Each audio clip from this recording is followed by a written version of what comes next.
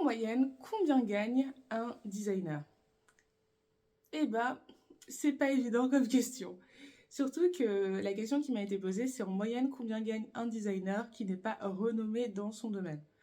Parce que oui, si vous êtes plus renommé, il y a moyen que vous ayez construit une marque personnelle, donc un personal branding ou une entreprise à succès qui fait que vous ayez des revenus plus importants de par votre nom. Donc, si on répond à la question, je dirais que par exemple dans le domaine du design de service public, on va gagner à peu près. La fourchette est un petit peu large selon en fait les profils. Je dirais entre 2000 et 3500 euros. C'est vraiment large. Ça dépend beaucoup si vous travaillez pour un hôpital, une institution publique ou même en fait tout simplement pour les services de l'État. Donc c'est pas hyper évident de cibler combien vous allez gagner. Il faut savoir que si vous travaillez pour une entreprise, généralement vous avez tendance à gagner beaucoup plus. Si c'est plutôt des cabinets de conseil. Pour les petites entreprises ou petites agences de design, cela peut plus tourner entre les 2000 et 3000 euros. Ça dépend un petit peu aussi si vous êtes plutôt un profil junior, si vous êtes plutôt un profil senior. Par contre, dans le domaine du numérique, généralement, la barre est plus haute. Parce que ce qui va se passer, c'est que votre expertise technique est plus mise en avant.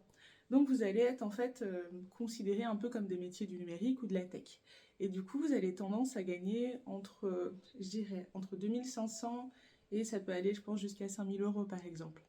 Il y avait un moment, il y avait le programme designer d'intérêt général et les personnes gagnaient 5000 euros par mois.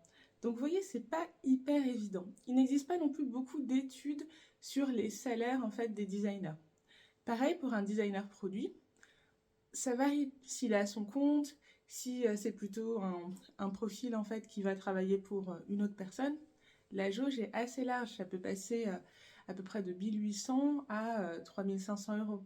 Donc la question est intéressante, mais le mieux pour ça, c'est tout simplement de demander à des personnes avec qui vous avez confiance, de leur demander combien est-ce que vous gagnez, s'ils sont d'accord de le partager, et leur demander surtout combien en fait, à combien ils ont débuté et combien leur salaire a évolué. Parce que c'est ça l'intérêt.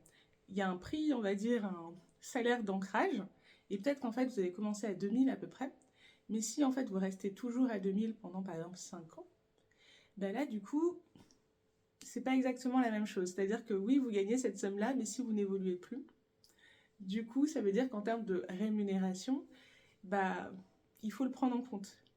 Pareil, si vous êtes à 1800 euros, mais que par contre, tous les gens vous augmentez régulièrement de salaire, et ben, c'est aussi un élément à prendre en compte, la courbe de progression.